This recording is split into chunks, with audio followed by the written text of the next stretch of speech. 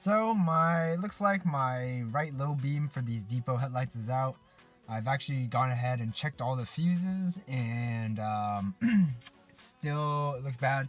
So yeah, you can see that basically only one of them is on right now when they turn on.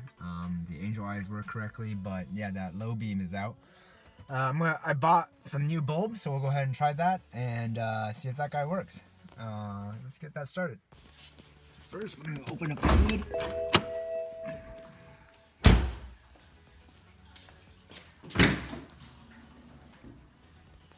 Alright, so now within the hood, this right bulb right here is out. So that's going to be this guy right here. And that's running an H7 bulb. And you actually can get access to it. If you look back here, here's the LED control module. And onto the side of that, back over this way, this round cap, you can actually rotate this, which gives you access to the bulb back here. When you're looking in the engine bay, this is just your wheel liner. It's actually exposed. It's a unique F30 design. So you can pull this out and you'll have more room to work. If not, if you can fit it, you might be able to, you know, get everything through that little access port down here, which is just that guy. I can't see it. Yeah, I believe it's this guy right here. But I'll probably be pulling out the wheel followed by the entire liner because I cannot see the connections behind these 400M rims. So yeah, we'll get started on that. Alright, to get this job done, you're going to need a torque wrench.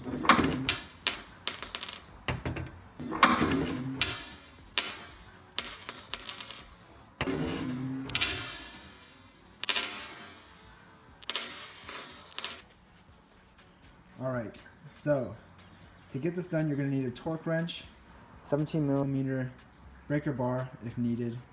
I'm using Sylvania bulbs. These are ZXE ones. You're going to need to break the lug nuts off your wheels, get access to behind the bulb so you can get to the bulb. I only had one bulb that was out, which was this right one. I'm going to go ahead and replace both of them because I bought a set of two. And see how that looks. Overall, it's still a little bit yellowish, as you can see. I've already replaced this side. So this is the new Sylvania bulb. And here is the one that Depot shipped with. See, it's slightly yellower. So I'll get this replaced and see how this looks.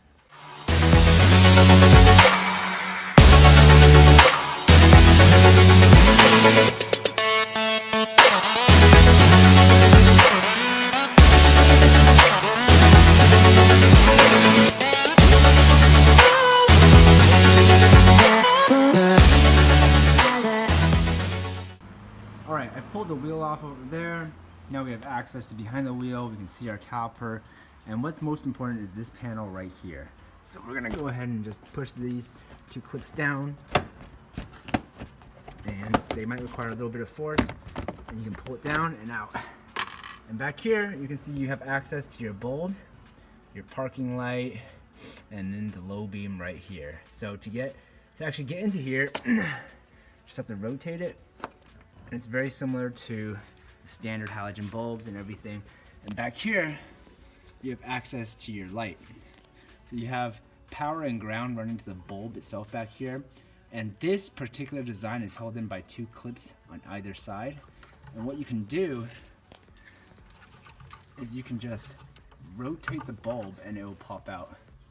As you can see, these tabs on the side catch onto those two screws right there. And we'll get this bulb replaced now. So all we need to do now is just pull this bulb straight up and out. So here's a comparison of the old bulb, the new one I'm putting in. So you'll notice that on the bulb itself there is a metal tab at the bottom. This tab will align with one of the tabs in the headlight itself, so you can't mess that up. So let's get this guy put in. So after you get your bulb seated, it's going to look something like this. You can see this tab sticks out at the bottom. And I'll just get that guy reinstalled here. So you again just want to align those metal tabs on both sides, and just it should be able to rotate in. So let's see here, it's kind of hard with the camera.